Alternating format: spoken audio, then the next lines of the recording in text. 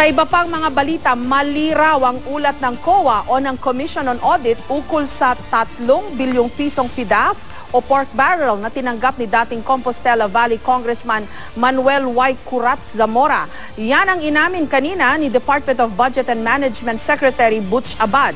Ayon kay Abad, nagkamali ang dating administrasyon ng DBM dahil nagkapareho ang SARO number ni Zamora at ng 3 bilyong pisong proyekto ng DPWH. May report si Pia Arcangel.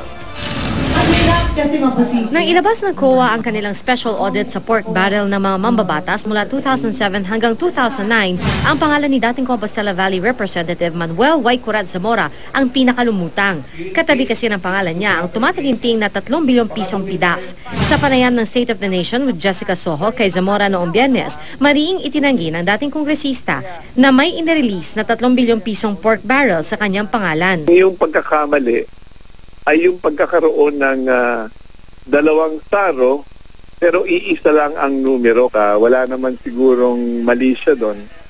Ang nagkataon lang, nagkakamali naman talaga minsan.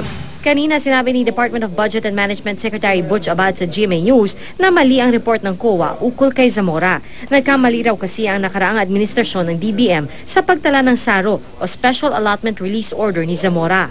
Ayon kay Abad, nagkapareho ang SARO number ni Zamora at ng DPWH. Ang SARO ni Zamora para sa isang multipurpose building na nagkakahalaga ng 500,000 piso o kalahating milyon, habang ang SARO ng DPWH para sa isang nationwide maintenance project ang siyang nagkakahalaga ng 3 bilyong piso. Sa report ng Commission on Audit na isama kay Zamora ang 3 bilyong piso na para sa DPWH. Nakahingi na raw ng paumanhin ng DBM kay Zamora. Nakahinga naman ng maluwag si Zamora matapos ang ginawang paglilinaw ng DBM. Nagpapasalamat din si Zamora at nalinis na raw ang kanyang pangalan. Kung isang SARO lang po yan at ang laman is 3.3 billion ang laman, hindi po yan pork barrel ko.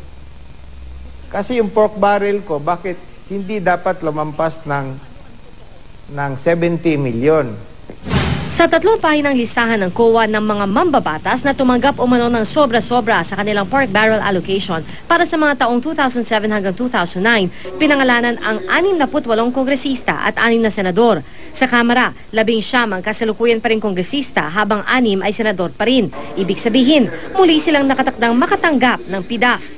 Kaya naman si Senate President Franklin Drilon nais madaliin ang investigasyon ng iba't ibang ahensya ng gobyerno tungkol sa umano'y maling paggamit ng PDAF. Sa ilalim ng batas, ayon kay Drilon, hindi dapat nababago ang PDAF, 70 million pesos bawat kongresista at 200 million pesos bawat senador. Pero di na naman daw ibig sabihin na kung sumobra ang isang mambabata sa alokasyon, sakot na agad ito sa iligal na gawain. Pwede pong, kung may allocation kang sa 2011 na 200 million, pwede na ang ma-identify mo lang na project, 100 million. Kaya carry over sa 2012 yung balance mo na 100 million.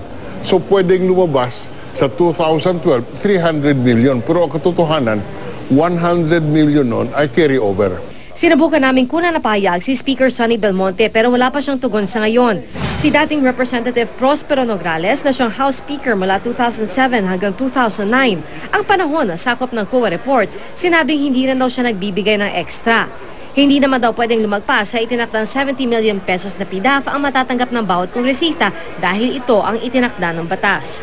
Ang Senate President naman noon, si Senator Juan Ponce Enrile, wala pang tugon sa ngayon.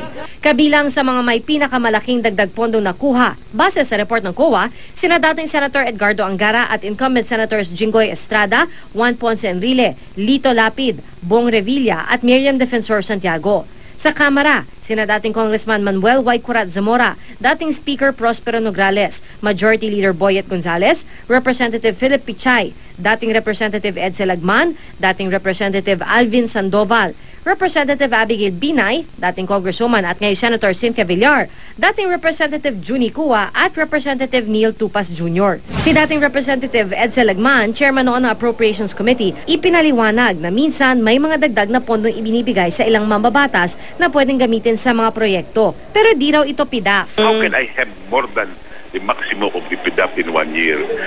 That was already part of the congressional initiative allocation, which is with the conformity of the DBM or part of my leadership fund as chairman of the Committee on Appropriations. What COA should have done was to validate what kind of releases are these. Pia Arcangel, GMA